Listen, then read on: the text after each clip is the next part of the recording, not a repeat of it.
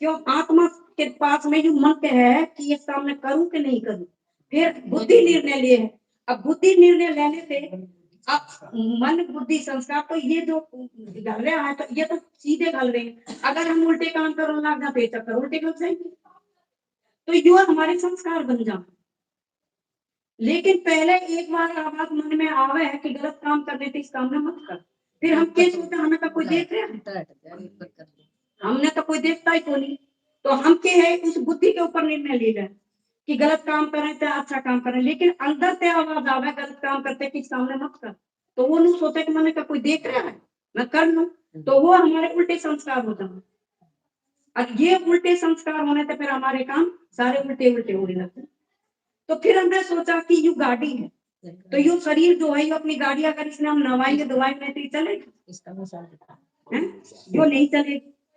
तो परमात्मा ने कही इसके चार पहिए, तो चार पहिए पर दो स्त्री और दो पुरुष।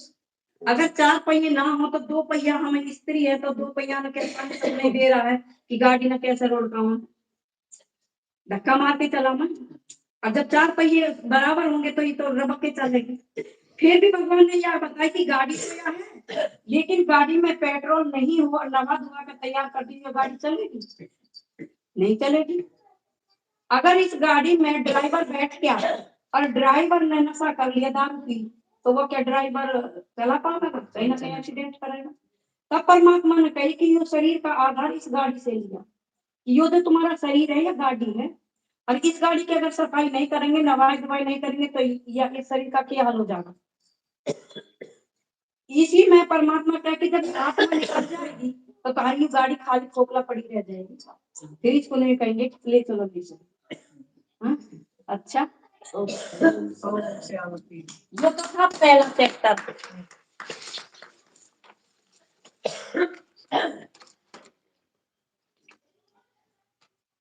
जो है परम पिता परमात्मा और उनके दिव्य कर्तव्य, परम पिता परमात्मा और इसके दिव्य कर्तव्य। भगवान जिस दिन बैठा अनु सोचा था के करूं के करूं, तो परमात्मा ने क्या करा कि मैंने संसार बसाना तो मैं किससे बताऊं। अगर मैं काम भी बनाना तो एक मिस्त्री चाहिए, अट्टागार पकड़ाने वाला चाहिए, कोई ईंट पकड़ाने वाला चाहिए।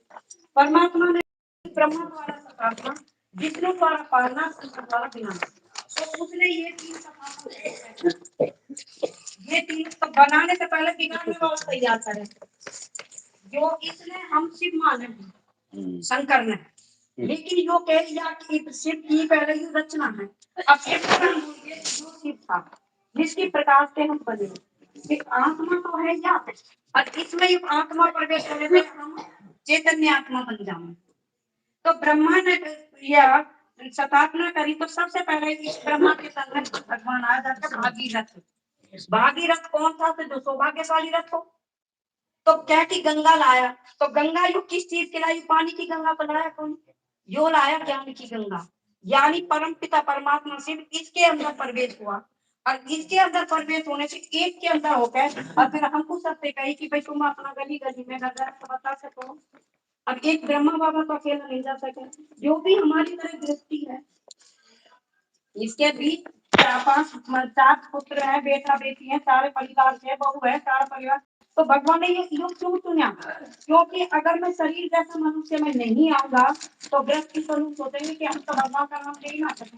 भगवान ने कही सबसे पहले बड़ी गृहस्थी है, इस गृहस्थी को चला के ही जब ज्ञान आना, हम के कोई वनवास में थोड़ी जा रहे हैं, हम के को नहीं करते, घर का काम तो नहीं कर रहे हैं कि 2 टाइम ड्यूटी पे भी 1 टाइम ड्यूटी पे जहाँ घर का भी काम करें, बहू बेटा का भी करें, घर परिवार में सारा ये सास भी है, ससुर भी है, देवर जेठ भी है, उनका भी काम करें जो आ जाए तो है। तो परमात्मा ने कही कि इसके तन में आया, इसको कही थी भागीरथ की भाग्यशाली रथ। फिर कही ब्रह्मा सो विष्णु, विष्णु सो ब्रह्मा, कि ब्रह्मा की नाभि कमल में थे विष्णु निकला, विष्णु की नाभि कमल में थे ब्रह्मा निकला।